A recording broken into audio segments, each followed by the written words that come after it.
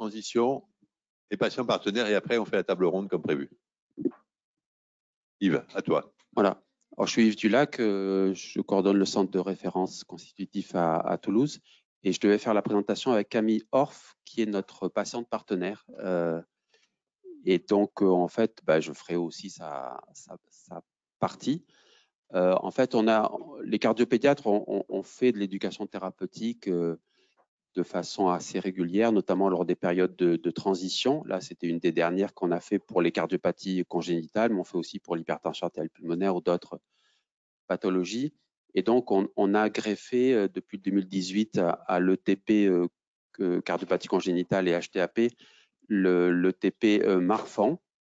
Pendant la période de Covid, l'équipe s'est formée en visio, c'est-à-dire a fait les 40 heures de TP, c'est-à-dire des infirmières et les médecins. Et ensuite, notamment avec l'équipe de Marseille, on a d'une part un financement de TP Transition Grand Sud, validé par la DGOS en 2021. Donc ça, c'est Marseille et Toulouse. Et on a un projet de recherche multicentrique qui s'appelle MAVI, pour voir le bénéfice de l'éducation thérapeutique chez des patients qui ont entre 7 et 25 ans, notamment sur des paramètres de qualité de vie, de connaissances, etc. Et donc, on a commencé le TP Marfan depuis juin 2021. On a fait 4 journées, 3 transitions, une pour des patients plus jeunes.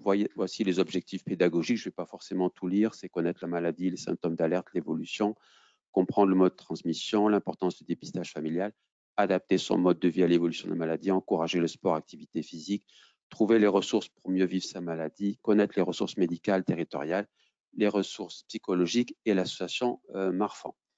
Donc ça, c'est le planning type d'une journée d'ETP, donc ETP collective en présentiel, en gros qui va de 8h30, 9h jusqu'à 16h et qui comprend une première partie d'accueil des patients, de questionnaires et donc établissement d'un bilan éducatif qui est fait par une infirmière et une psychologue. Ensuite, et vous verrez, les notés patients experts, quand elle intervient, en fait, elle intervient sur tous les autres ateliers, sauf la synthèse individuelle qui est faite à la fin. Et donc, il y a des présentations pédagogiques, hein, enfin, en gros, des topos à la fois génétiques, cardiologiques et par exemple sur la croissance ou sur le sport. Il y a un atelier psychologique, là, qui est fait qu'avec les jeunes, la psychologue et le patient expert. Les médecins, ils sortent, on n'est pas là. Nous, on est en général avec les accompagnants, les parents ou la famille. Il y a un buffet, un atelier socio-administratif avec une assistante sociale ou l'association Marfan. Ensuite, un atelier en groupe avec plus questions assez ludiques, questions-réponses sur les différentes thématiques. On y reviendra. Et enfin, une synthèse individuelle. Et donc, notre patiente expert, elle s'est inscrite, je pense comme Françoise et Jean-Michel, à cette formation financée par la filière Fava Multi en 2021 et sur lequel il est bien noté qu'un des objectifs, c'est d'utiliser les techniques et outils d'animation en ETP. Et donc ça, c'est ce qu'elle a écrit sur ce qu'elle entend par patient partenaire. Donc, on appelle ainsi le patient qui a acquis de solides connaissances de sa maladie au fil du temps et qui met son expérience au service d'autres patients ou au service de l'équipe médicale.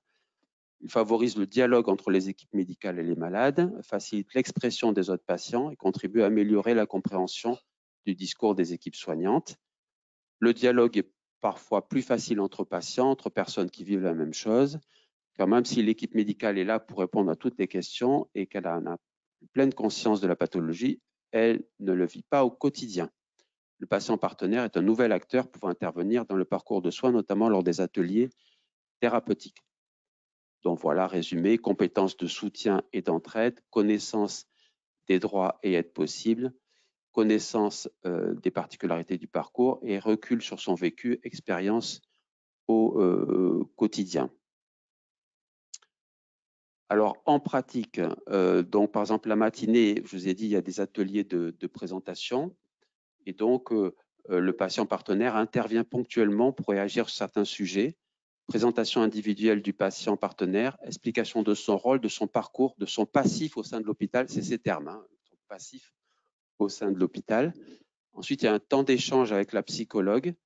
Et donc là, elle dit que c'est le temps le plus important. Donc, les parents partent dans une autre pièce avec l'équipe soignante, pendant que les participants restent avec la psychologue, le patient partenaire. C'est à ce moment-là que le patient partenaire va le plus intervenir. Les échanges confidentiels abordent différents sujets, scolarité, regard des autres, comment accepter la maladie, les inquiétudes de chacun, les difficultés rencontrées au quotidien. C'est un moment très agréable pour échanger de façon libre. Donc là, encore une fois, il n'y a pas les médecins, il n'y a pas les docteurs. Donc, c'est beaucoup plus... enfin, j'en sais rien si c'est beaucoup plus libre, mais en tout cas, ça lui plaît bien. Ensuite, il y a le midi. Alors, le midi, c'est un temps important aussi, hein, enfin, le buffet, on va dire. Là, elle est là, Camille, ici. Vous voyez qu'elle est avec des patients. Et donc, de quoi ils discutent? Ils discutent, où est-ce que tu achètes tes chaussures à 47? Où est-ce que tu achètes tes chemises, ton pantalon? Ouais, de grande taille. Donc, moi, j'ai des adresses en Belgique ou à tel endroit. Enfin bon, c'est ce type de discussion pratique qu'on n'aborde jamais finalement avec les patients. L'après-midi, il y a des ateliers, donc ateliers administratifs. Et puis ensuite, c'est cet atelier où on aborde différents thèmes, hein, la scolarité, les études, la grossesse, le sport, etc. Et donc, où le patient partenaire intervient ponctuellement. Elle donne ensuite ses coordonnées sous cette forme d'une carte de visite, en fait. Je suis patient partenaire du centre de Toulouse, des questions, des inquiétudes, voilà mon mail et mon numéro de téléphone. C'est une jeune patiente qui a, vous voyez, hein, qui a 20 ans, donc qui a déjà passé différentes étapes, y compris chirurgicales, donc qui connaît bien la pathologie et qui a déjà un vécu, effectivement, sinon un passif. Et peut-être que demain, on aura la possibilité de l'investir encore plus dans le TP, de façon qu'elle intervienne plus dans les ateliers individuels ou collectifs, qu'elle puisse participer à l'amélioration et l'évaluation du programme de TP et éventuellement à la mise en place d'outils numériques dont on parlait tout à l'heure, parce que je pense qu'en particulier pour des jeunes en période de transition, on a du mal. On a une journée le 1er juillet. Hein, pour l'instant, on n'a que 2 patients inscrits et 2 patients inscrits, pour nous, on ne peut pas le faire parce qu'on mobilise beaucoup de gens et ça peut être compliqué. Alors que bon, si on peut faire en visio, si on peut faire avec des outils numériques, peut-être qu'on peut y arriver plus facilement. Voilà un petit peu comment elle conçoit, comment la patiente partenaire voit son rôle dans l'éducation thérapeutique collective en présentiel. Merci. Merci. Donc l'idée, c'est de discuter des patients. Donc peut-être vous voulez dire quelque chose ou venir sur la scène. Oui, je sais. Non, mais... Françoise ou Jean-Michel qui avait participé à des programmes de TP ou à l'élaboration des programmes de TP. Alors allons-y. Venez nous raconter ce qui est bien, ce qui n'est pas bien.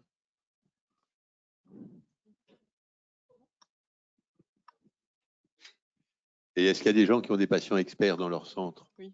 Il y a Christophe Ceinturier. Donc, est-ce que Christophe, tu veux nous raconter un peu comment est-ce que le patient expert fonctionne? Asseyez-vous, il y a des chaises, même des fauteuils. Non, vous pouvez rester debout si vous préférez, mais enfin, on est mieux assis quand même, non? Peut-être commencer par le fait que Françoise, Camille et moi, en effet, on a suivi la même formation proposée par Favamulti il y a à peu près 1 an, que c'est à la fois très prenant, donc ça demande en effet ces 40 heures du temps en tant que patient, mais aussi pour se préparer, que ça permet d'aborder des choses qu'en tant que patient, on n'imagine même pas. Quand on assiste à ce genre de réunion, on entend beaucoup de choses qui ne sont pas du tout du quotidien du patient, c'est des quotidiens des soignants. Mais c'est vrai qu'en tant que personnes qui veulent s'engager comme patient partenaire, on évoque des sujets qui appellent le vécu, qui appellent l'expérience en tant que patient, mais qui aussi demandent à réfléchir dessus, ce qui n'est pas toujours un exercice facile. Je crois même qu'on a été un peu surpris par nous-mêmes dans les réflexions qu'on a eues. Par contre, on doit comprendre notre position en tant que patient ou qu'accompagnant de patient dans mon cas, et la position des soignants qui est une autre situation, qui est plus leur quotidien. Et on se prépare, on essaie d'être un pont, une transition entre les soignants, entre les patients, et d'être le plus neutre possible dans cette démarche. Oui, pour rebondir sur ce que vient de dire Alain, moi, en fait, j'intervenais déjà en tant que patient partenaire au sein de VASCA, donc j'interviens déjà, sauf qu'au sein des ERN européens, ils ont choisi le terme de patient advocate, donc avocat-patient, même si moi je considère qu'on est d'abord des partenaires pour les équipes médicales avant d'être un avocat. On parle certes au nom des patients, mais on est surtout là pour apporter notre vision du patient, ce qu'on a appelé peut-être un peu pompeusement pendant la formation le savoir expérientiel que nous apportons donc aux médecins qui en effet ne vivent pas avec la pathologie, même s'ils la connaissent très bien, parfois même mieux que certains patients. Mais nous qui vivons depuis un certain temps avec la maladie, on a également donc l'expérience du vécu avec la maladie. Moi, ce que j'aimerais pointer du doigt, je pense que c'est très important pour la prochaine formation, si jamais vous en organisez une autre, c'est que ce patient partenaire doit absolument avoir bien digéré son vécu avec la maladie. C'est-à-dire qu'il ne faut pas qu'il prenne son cas pour une généralité. Il ne faut surtout pas essayer de parler toujours de son propre cas, parce que notre propre cas n'est pas obligatoirement ce que vivent les autres patients. Mais par contre, il faut être capable de comprendre ce que peuvent vivre les autres patients et être capable de restituer éventuellement leurs attentes. Voilà, c'est ma réflexion sur le patient partenaire. Vous avez un micro. Alors, à Grenoble, effectivement, on a Vanessa Pézin qui a bénéficié de la formation avec vous l'année dernière, je pense, donc qui est patiente CEDVASC, à laquelle on avait proposé de venir aujourd'hui, mais qui ne souhaitait pas faire un déplacement à la journée, parce que c'est aussi une des peut-être limites quand même de l'exercice, c'est que c'est une patiente qui est jeune, qui a une vie de famille, qui a un boulot, donc qui s'investit là-dedans dans le partenariat avec nous justement. Donc d'une part dans la préparation du programme d'ETP dans le CEDVASC qu'on met en place, donc avec une intervention dans la création des ateliers et puis la co-animation de certains ateliers. Et ça, c'est très bien. Et puis, d'autre part, moi, ce que je lui ai demandé, alors c'est une pathologie qui est très rare, il y a peu de patients, mais là où elle a pu intervenir aussi, c'est dans souvent après l'annonce diagnostique. Alors, à Grenoble, on a la chance que l'équipe de génétique a une psychologue justement qui encadre un petit peu l'annonce diagnostique. Donc, l'annonce se fait en génétique et ensuite, on essaie de faire une consultation médicale derrière, un peu rapprochée. Moi, j'en ai fait pour l'instant une avec le patient, voilà, qui s'était pris le choc du diagnostic, et puis elle qui était là aussi, donc avec une partie médicale. Et je pense que c'est bien parce que ça permet quand même aussi au patient de se projeter un peu plus en avant et de voir que la vie avec la maladie est possible. Donc voilà, moi je trouve que c'est très bien. Je suis d'accord avec vous sur le recul par rapport à la pathologie et puis avoir digéré en quelque sorte. Voilà. Et après, une des questions que je me pose beaucoup quand même, c'est quel statut, parce que là on est quand même dans le registre du bénévolat.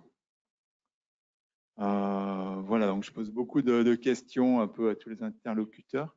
Je ne sais pas comment, Yves, tu fais à Toulouse. Mais... Pour l'instant, enfin, elle n'a pas de statut clairement. Bon, elle accepte bénévolement effectivement de venir lors des journées de TP. Pour l'instant, on ne l'a pas sollicité pour d'autres événements, mais en tout cas, elle donne ses coordonnées facilement, donc je pense que les gens peuvent la contacter en dehors. Moi, une question que j'avais, c'est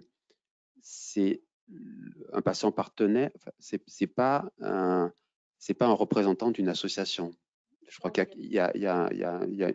faut pas, voilà, mais sauf que vous pouvez avoir 2 casquettes finalement, et voilà. Et pas obligatoirement, mais d'un autre côté, je pense que faire partie d'une association, ça aide grandement à être un patient partenaire efficace. Mais il faut avoir la maladie aussi. Enfin, honnêtement, oui, moi je pense qu'il faut vivre avec la maladie aussi. On nous demande, quand on veut intégrer cette master, quelles sont nos motivations. En effet, pour Camille, pour Vanessa, il y avait souvent un accompagnement des professionnels de soins qui les ont sollicités avant. Elles sont arrivées. Pour d'autres personnes, c'est souvent aussi un choix personnel parce que ça demande en effet du temps et de se former et de participer. Un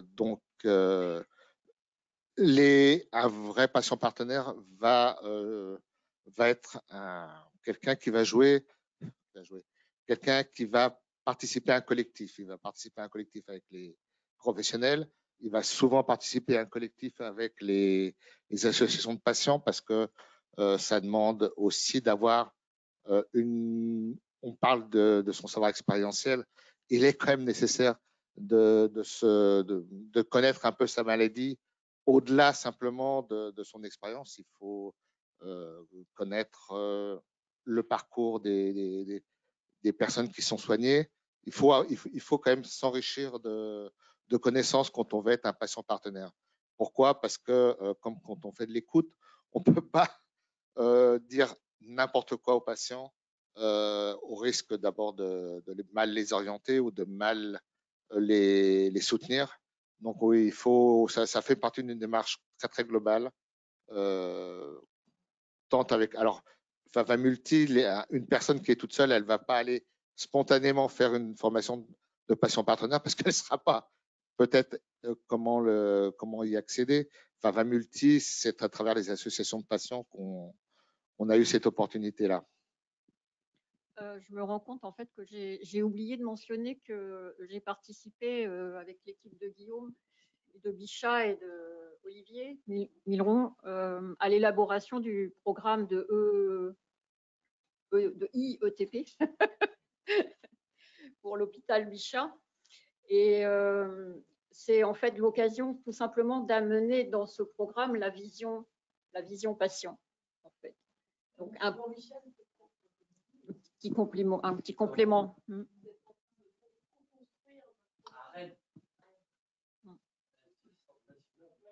Bah oui, mais il n'y a pas de hiérarchie chez nous.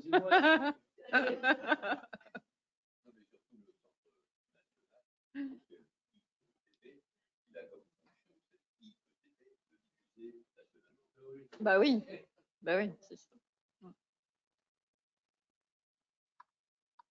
Est-ce qu'il y a des patients partenaires, puisque vous parlez du statut du patient partenaire, des patients partenaires qui ont été payés? Est-ce que vous êtes au courant d'un statut qui existe pour certains? Oui. Alors, oui, il y en avait. Il y en avait une en particulier, oui, en effet, qui en a fait sa profession. En fait, elle est patiente partenaire. C'était dans le cadre du cancer, me semble-t-il. Oui, Eleanor, c'est ça, oui. Oui, en oncologie, ouais, c'est ça. Oui.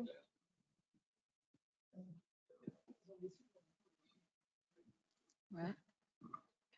Oui, il y a beaucoup de patients partenaires professionnels en oncologie qui se font payer pour des actions diverses, et je le sais parce que ils sont intervenus, nous, dans des formations que l'on fait à l'université, donc à la faculté, dans des enseignements, à la fois médicaux et pour les infirmières en pratique avancée. Et elles facturent. Il y a des facturations, c'est ça.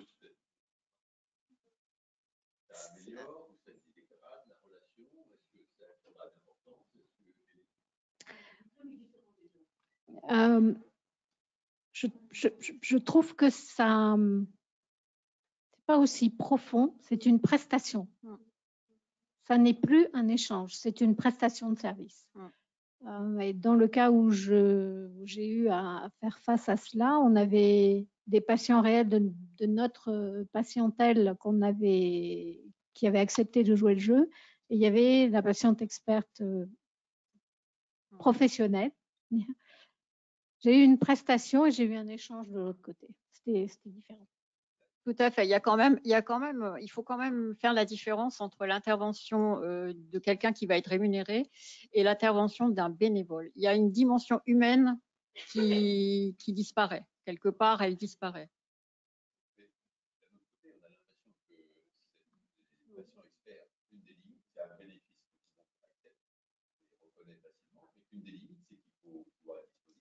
C'est sûr.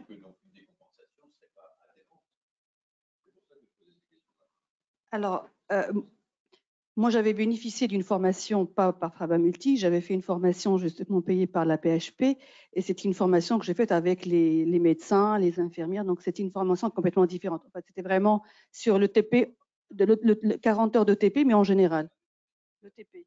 Et là, à la fin de la formation, on nous disait, donc d'ailleurs la formatrice, elle venait de Curie, donc, et il nous disait qu'un patient expert ou un patient partenaire, il doit être rémunéré. Pas de la même façon que les autres intervenants, mais il devait avoir une rémunération. Mais dans la réalité, ça n'existe pas. Après, on nous a expliqué que c'était pour être. J'assistais à la journée de la plateforme d'expertise de Paris-Saclay. Là, il y avait un patient expert. Lui, il était rémunéré, mais lui, il avait fait un DU en ETP. Donc, pour toutes les pathologies. Voilà. Oui. Oui. Ah oui, parce que c'était. Dans la formation d'ETP par l'hôpital, c'est une formation en général. C'est pas uniquement par rapport à votre pathologie. Oui, voilà. Voilà. Mais dans la formation, il y a toujours des malades. En fait, il y a des professionnels de la santé, mais ils intègrent toujours donc une personne de l'association. Nous, on était 2, mais c'est vrai qu'elles ont insisté sur le fait qu'on devait être payé, alors que nous, on venait en tant que bénévole. Et en fait, dans la réalité, non. Pour être rémunéré, il faut vraiment faire le DU, et ça, c'est le TP en général. C'est pas uniquement par rapport à votre centre de référence. C'est une question qu'on se pose souvent en tant que bénévole, en tant que patient. C'est le temps qu'on consacre notre énergie qu'on consacre à ça. On me répète, et Françoise me l'a dit, Marlène me l'a dit, de toujours prendre la mesure du temps qu'on dédie à notre bénévolat. C'est sûr que si on veut ne donner que le temps qu'on a et sans s'épuiser, un bénévole, c'est un bénévole, c'est-à-dire qu'on va le faire parce qu'on a envie de le faire. Je pense que dès qu'on va commencer à parler de rémunération, on ne va pas du tout avoir les mêmes charges et les mêmes contraintes. Est-ce que si un centre de soins fait un ETP tous les mois ou tous les 2 mois, on va se retrouver nécessairement obligé, parce qu'on aura signé une convention, d'être présent? C'est pas du tout la même attitude. Donc voilà, c'est un choix. Je pense qu'un bénévole doit surtout pas dans son ETP, dans son activité, se retrouver à avoir des frais qu'il n'aurait pas s'il faisait pas cette action-là. Ça, c'est plus cette partie-là qui me questionne, les déplacements. Voilà, mais c'est quelque chose de différent. Mais voilà, on est quelques actions.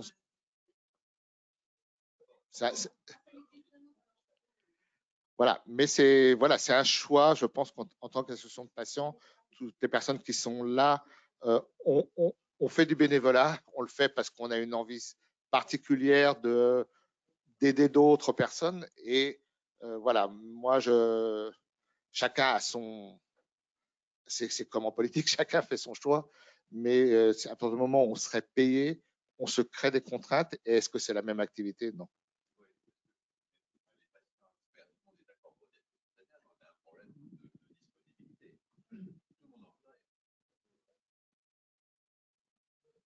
Après, votre attitude, je trouve qu'elle est très généreuse. Et pour moi, le bénévolat me pose quand même problème. Je pense que ça peut s'essouffler dans le temps. Et puis que si on veut faire du partenariat, ça implique aussi qu'on soit à égalité. Quand je fais de l'ETP, suis payé, pas spécialement pour faire de l'ETP, hein, mais donc voilà. Après, il y a aussi la question quand même. Alors, si c'est pas de l'argent, effectivement, qu'il puisse y avoir une reconnaissance qui peut être peut-être pas de la validation des acquis, quelque chose, mais qu'il y ait soit un peu donnant, donnant en fait.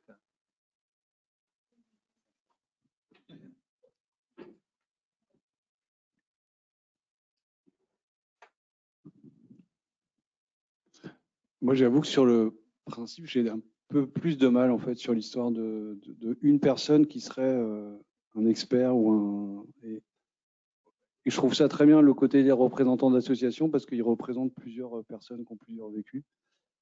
Et comme vous disiez, Françoise, je pense qu'il y a des gens qui sont pas aptes à ça ou en tout cas qui ont un vécu de la maladie. Et donc, dans la formation, qui décide que les gens sont aptes? Il y a des gens qui sont pas reçus et à qui on va dire non, c'est pas possible que vous soyez patient expert. Et comment on s'assure qu'en fait, voilà, ces gens-là, dans un groupe ou dans une consultation, enfin faire entrer des gens dans une consultation, il y a tous ces problèmes de secret médical. Enfin bon voilà, donc il y a un statut qui est un peu flottant.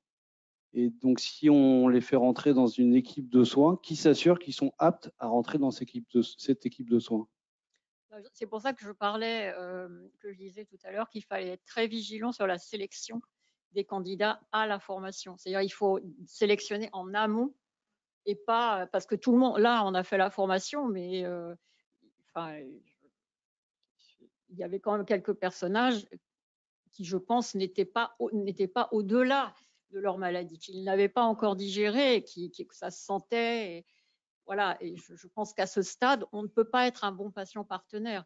Donc, de toute façon, elles ont eu cette formation, elles ont le certificat qui valide la formation, etc. C'est pour ça que la sélection en amont est très importante. Oui, mais tout à fait. Non, c'est un entretien de forme, hein, honnêtement. Hein, ça... Mais bon, je pense que le meilleur filtre, c'est quand même les professionnels de soins qui vont les accepter.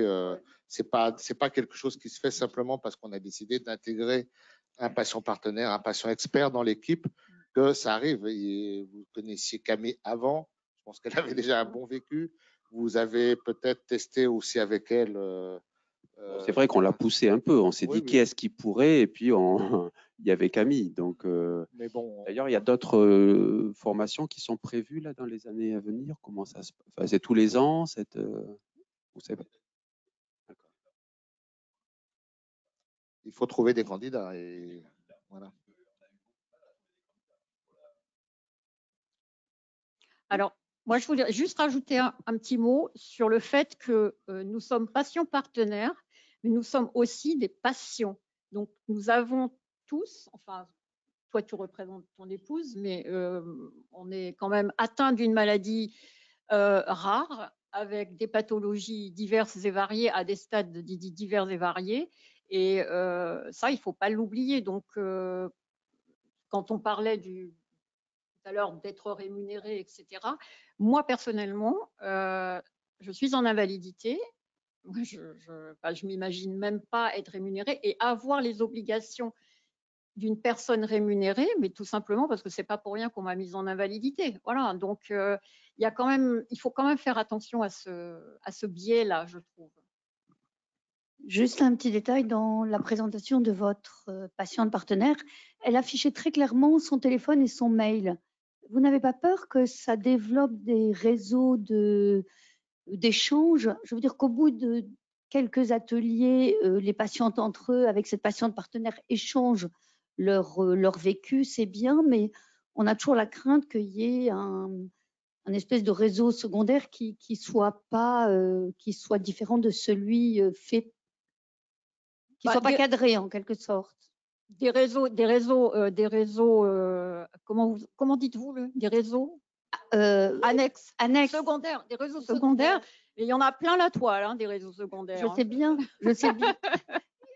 Au cours de l'ETP, les gens vont peut-être lui demander ses coordonnées pour pouvoir discuter, mais afficher très franchement le fait qu'on peut l'appeler en dehors de tout autre échange. C'est ma question.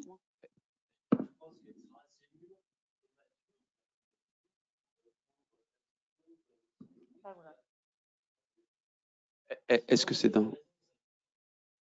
dans la formation qu'on a proposé ce type de démarche, de donner une carte Je me souviens plus. Oui, je crois que oui, c'est vrai. Il fallait qu'on réfléchisse, en effet. Oui, oui, c'est ça. Exact.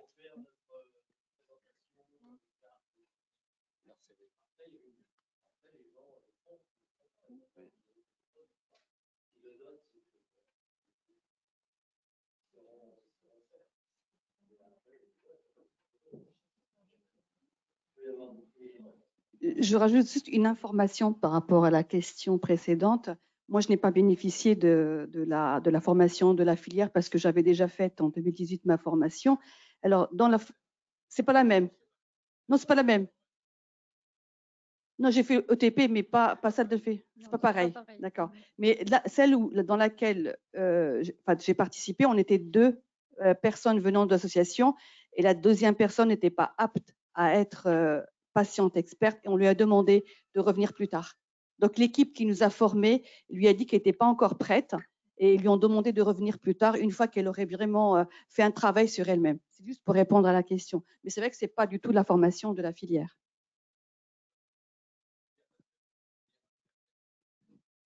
Qui n'est pas la même. Oui.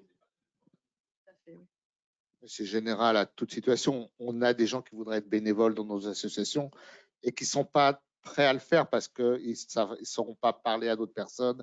Ils n'ont pas la bonne approche pour une écoute. Donc, toutes les problématiques se retrouvent tant dans des ETP que dans d'autres situations. Hein. Je pense que c'est vraiment le filtre, c'est vraiment l'équipe de soignants qui va faire le TP, qui doit filtrer au mieux les personnes et peut-être les tester, peut-être avoir un vécu avec elles ou se renseigner auprès des soignants qui l'ont suivi pendant quelque temps. Voilà, donc on ne laisse pas rentrer n'importe qui dans un ETP parce que il faut quand même que les messages soient bien clairs, cohérents entre les équipes soignantes, les patients et voilà. Et même les associations. Une association, si elle est sérieuse, elle donne des messages qui sont souvent préparés ou filtrés par un conseil scientifique parce qu'on ne veut pas non plus que n'importe quoi se dise comme sur les réseaux sociaux. Ok, je vous propose qu'on arrête ici cette table ronde et qu'on passe à la table ronde suivante qui est sur handicap invisible.